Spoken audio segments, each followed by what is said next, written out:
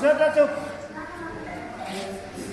Vetrany dia miroso amin'ny gâteau isika rehetra mofomamy izy ity dia mitambatra ao daholo moa ny zavatra rehetra tsy mitatalainy izay fa ny lokony angamba ny jereny eto misy loko menamena ato menamena ato fotsifotsy indray tokotaniny ampovoany misy soratra ao dia vakitsika izy Tsofily fakasitrahana mitale rakotombrainy andriana taona mivary miasa 30 taona tao amin'ny sehatry ny fampianarana sy ny fanabeazana loteranina natratra ny 70 taona 19 janoary 2024.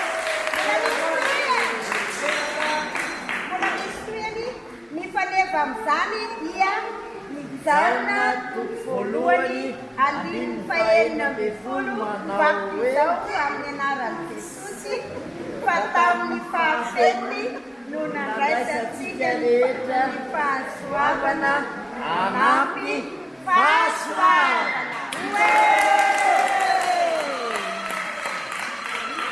Efa iainantsika rehetra tokoa le zany fahasoavana anampy fahasoavana zany arak'izay efa nanazavany pastora azy tamin'ny maraina fa dia nazava tsara izy iny dia nitonga tamin'ny tsirairay avy misy ambatan'olona rirarina ikoa iaina izany fahasoavana anampy fahasoavana izany koa dia amin'ny anaran'i Jesosy no andidina idirena famia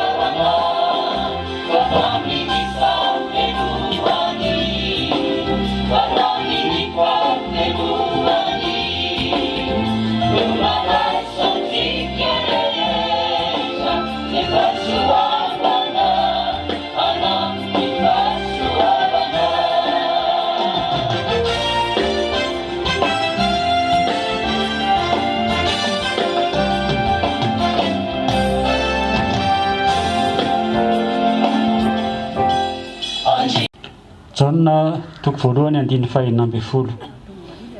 Ny talera kotondrainy andriana Jauna mivady nahatratra ny 70 taona ny asa 30 taona teo amin'ny sehatra ny fampianarana sy ny fanabeazana loteranina. Marihana amin'izao tantara izao fa ity jobily ity dia tokony ho efa nitanterahana tamin'ny taona 2024 fa noho ny fahamehana ara-pahasalamana izay miatra teto amin'ny firenentsika ary izay mbola miatra hatramin'izao dia zao vao tanterahana ny fankalazana izany jobily izany. Raha kotondrainy Andrianarijaona dia teraka tamin'ny 30 oktobra 1970 tao Ambohitompoina. Zanaky pastora Rakotondrainy Besy Ramatoa Mino Arso samy efa maty izy ireo. 12 mianadahy ireo no ray tapo amin'ny tale ary ny tale dia zaza fahadimy tamin'izy 12. Vita batisa teo amin'ny fiangonana loteranina malagasy teo amin'ny FLM Matanety kely izy tamin'ny volana janoary 2017 ary natao confirmationa teto amin'ny FLM Matany Fotsy teto amin'ity toerana ity tamin'ny 9 jona 1770 tamin'ny andron'ny pastora Rajao Belson. Manambady ny tale dia Rakotondrazafy Antanirina teraka tamin'ny 20 Mey 1770 tao Mahamasina Antananarivo. Zanaky Rakotondrazafy Davida sy Razafy Ratsida Marizanina. Izy mivady ireo dia natao mariazy tao amin'ny FLM Matanety kely tamin'ny 3 septambra 1770 ary manana zanaka roa vavy noho ny fahasoavan'Andriamanitra. Ny zanany voalohany Rakotondrainy Tomponarivo Nandrandraina Fehizoro manambady any Tsimaniva Amboara ny rariny. Ary izy ireo dia manana zanaka izay zafikely ny tale zany atao hoe Talaky Mahatoky Say Mijoro. Fa ny zaza faharoa, ny zanaka faharoa any tale dia Rakotondrainy Lovanarivo Famentsoa. Izy eny mianaka ireo zany no amin'ny ankonany tale Rakotondrainy Andrianarijaona amin'izao fotoana izao. Ary izy ireo dia samy manatrika eto amin'ity fankalazana ny jobily ity. Toy izao ny tantaran'ny fianarana nataon'ny tale Rakotondrainy Andrianarijaona. Nanomboka amin'ny fianarana izy tao amin'ny sekoly loteranina Ambohitompoina izay toerana nahaterahana. Ary nanohy izany fianarana izany tao amin'ny sekoly fandrosoana Tanety kely ary namarana ny fanabeazana fototra tao amin'ny EPP Ambohitompoina nahazony ny diplôma CEP tamin'ny 1/770.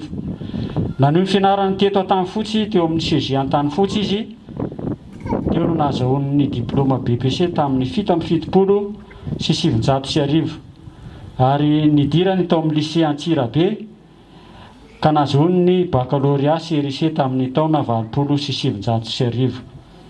Taoriny nahazony ny baccalauréat dia nanao ny fanompoam-pirenena ivelan'ny tafika ihany koa izy na ny atao hoe service national izay nitanterahiny tany amin'ny CG Mandoto.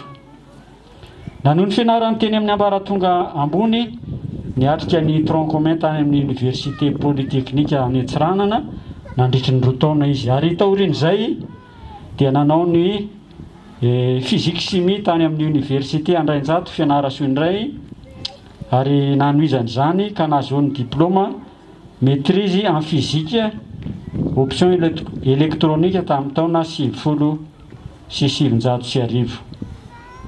Toy izao kosa ny asa nosahaniny nandritra izay fotoana rehetra nanatanterahany asa fampianarana izay. Nampianatra tao amin'ny lycée privé loteranina Rakoto Andrianarijaona tao Ivory Atsimo izy ny taona 20/770 sy ny 1/770.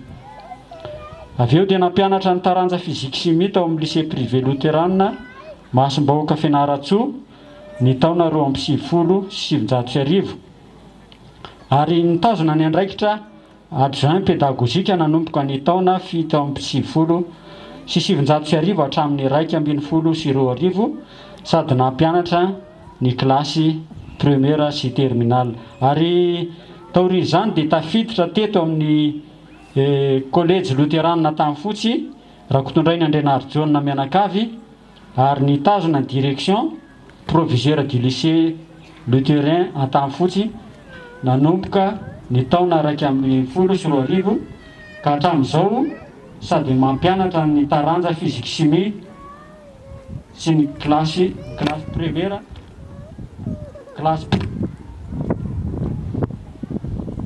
taranja physique chimie classe première sy ny terminale. Ary nametrahana vonjimaika ny direction régionale eto amin'ny faritra Onvezy amin'izao fotoana izao.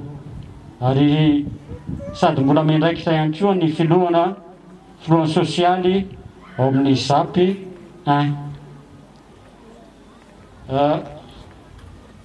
Marina fa maro ireo sehatra hafa izay nitady azy amin'ny asa fa nisafidy nijanona teo amin'ny sehatra fampianarana sy ny fanabeazana loteranina izy nandritra izay 30 taona izay. Fa anateo aza ny asa mahatale azy raha kotondray ny Andrianarijaona dia nanana ihany koa izy ny andraikitra teo amin'ny fiangonana ary tao anatin'izany no nendraketany komitin'ny fiangonana tany amin'ny fiangonana Masimbahoaka tamin'ny fotoana ny Santana. Ary filohan'ny faritra voany izy tao amin'ny filema Masimbahoaka tamin'ny taona 2012 ka hatramin'ny taona 2012. Mpitantsoratra lefitry ny filema Masimbahoaka ihany koa izy tamin'ny taona 2012. Ankehitriny izy eto amin'ny filevana Antagnfotsy dia komitin'ny filevana komity fitandremana amin'izao fotoana izao sady filoha lefitry ny FDL eto amin'ny fitandremana Antagnfotsy. Maro ireo tetikasa izay niara-ny asa taminy indrindra teto amin'ny kolejy Antagnfotsy nanatanterahany ny asa fanabeazana sy ny fampandrosoana teto amin'ny fiangonana sy ny kolejy. Ohatra amin'izany ny Peace Corps de Madagascar, projet volontaire américain nampianatra maimaim-pona ny teny anglisy eto amin'ny sekoly. Tao koa ny projet agroécologie pour les générations futures, tetikasa fambolena maharitra ho an'ny taranaka mifandimby. Tao anatin'izany nampianarana ny mpianatra ary arahana fampiarana eo amin'ny tokotanin'ny sekoly. Sekoly 12 eto Vakinakaratra misitraky tetikasa io ary 2 ihany no sekoly tsy miakina ary ao anatin'izany kolejy luteranina Antagnfotsy izay andraiketany. Tao koa ny tetikasa mampiaty izay manampy ireo ankizy manana fahasembanana amin'ny fianarana. Tao koa ny tetikasa nandraisan'ny mpampianatra fampiofanana ara-pédagogie. Teo izany rehetrarehetra izany fa tia nambara ihany koa amin'izao tantaran'ny tale izay atao jobily izao ny anambarana mpanetretena ny toetrany izay tena tia mampianatra ary sarotiny dia sarotiny indrindra amin'ny resaka fianarana. Be fanoloran-teny izy ary tsy mora kivy fa niezaka niatrika ny olana rehetra izay nisy ary nitanterahany tamin'ny fitsikitsikina tokoa ny asa rehetra teo amin'ny fanabeazana sy ny fampianarana ary raikitra ho fiainany izany fifaliana sy fitsikitsikina izany. Ary izay azo ambara farany kanefa lazainay ho lehibe indrindra ny talerako tondray ny Andrianarijaona mivady dia hitanay sy fantatray fa talohan'ny nampiasa am-piangonana azy izy dia efa nandray an'i Jesosy sy nanolo tena ho an'i Jesosy ho tompony sy ho mpamonjy azy ary nekeny teo amin'ny asa fanabeazana sy ny fampianarana izany fanekena an'i Jesosy ho tompo sy mpamonjy izany. Ho an'Andriamanitra rery ny voninahitra. Amen.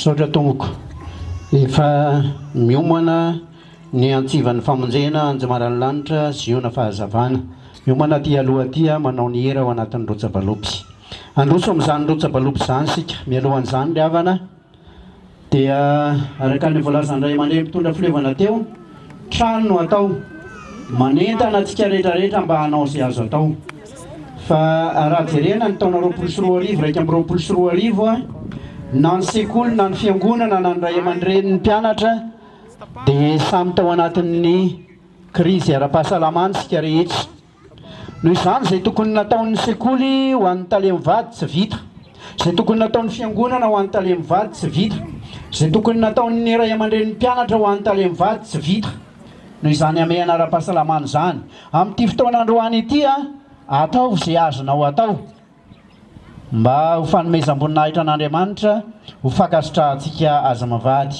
izay ny fanentanana tsotra tompoko dia manentana antsika rehetrarehetra mba samy hanao izay azo atao fa trano no ezahana atao dia mandroso avy hatrany ny antsivan'ny famonjena dia mandamina amin'ny fandehanana amin'ny rotsabalopy ny diakona atao laharandroa ihany mba hangiakangianantsika dia efa miomana ato amin'ny ilany ato ny